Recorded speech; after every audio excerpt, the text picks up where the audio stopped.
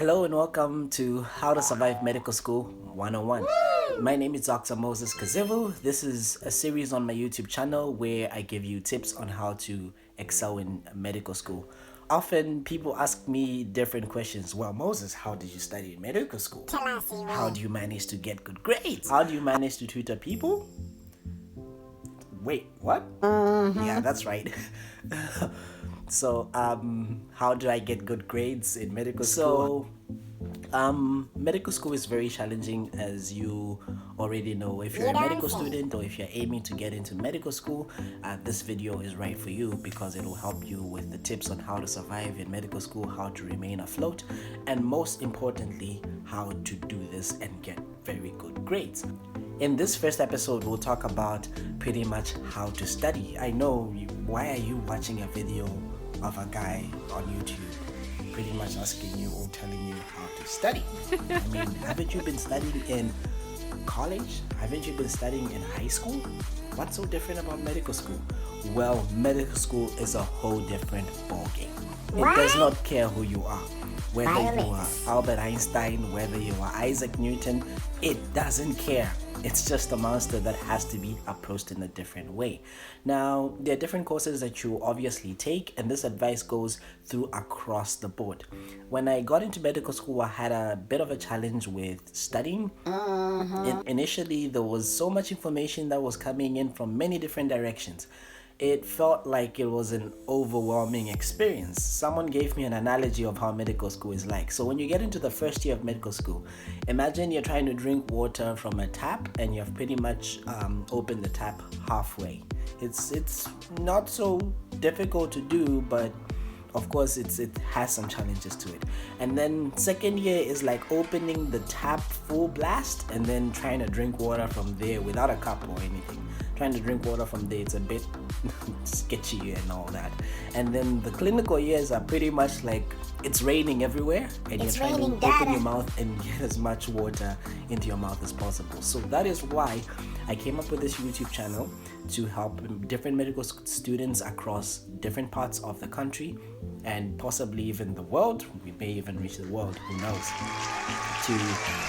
on how to survive medical school.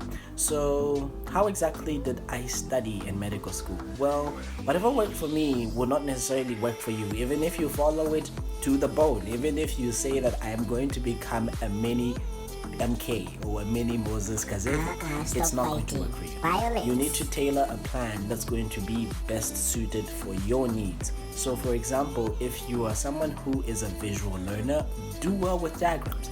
If you're someone who is good with words, then write paragraphs, write summary key points, but generally there should be a baseline that we should establish on how exactly we should study. So we'll begin with the 5 top things that you should do in medical school and the 5 things that you shouldn't do in medical school, especially when you are studying. So we'll start off with what you should do in medical school. So point number 1 is that please make your own notes. You could either write them somewhere or you could type them. I usually love to type out my work, so make your own notes and tailor them in such a way that you can understand them and you can easily find anything in them. So that's the one thing that you must do. The don't that goes with this do is that please do not rewrite the whole textbook. Most medical students often fall into this trap of rewriting the whole textbook, and it defeats the purpose of you making your own notes. Your notes should be summarized. It should be the key points that help you remember certain things. The second point that is there is find someone to discuss these things with. So get a study buddy. So a study buddy is what's going to help you get through medical school, because you shall discuss certain topics. Shout out to my study buddies in medical school, by the way. They'll help you bounce topics off them and you will discuss different things. They'll ask each other questions and you give each other study topics to do in medical school. The don't that goes with this is do not fall into the trap of getting into a study group that has a lot of study members. A study group should have at most 4 members. Please, if you have more than 4 members, then it's gonna be awkward for the rest when they're told that they can't attend the study group anymore. Anyways, you should have the minimal number of students, but there should be some interaction. Most of the times people think that they could actually make it in medical school alone. It's not a solo mission. Please make sure that you get at least a study buddy. Part 3, please watch a lot of videos. Videos help you to open your mind, and they help you in actually getting the gist of what you're supposed to know and what you need to know. The don't that goes with this is, do not fall into the trap of taking everything that you hear from the video as gospel truth. I know this is awkward because you're probably watching this video and you're like, wait, what? Why am I listening to this video then? So please do not fall into the trap of listening to everything that you hear on the videos as gospel truth. Please make sure that you confirm everything with the reputable sites online, such as Medscape, as well as some textbooks that you trust. Of course, please download textbooks as well.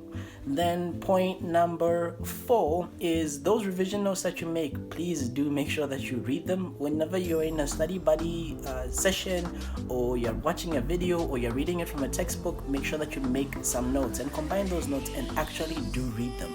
Often I see students making these or writing these small papers that they keep for revision, but no one ever reads those papers. So please make sure that you read through those papers.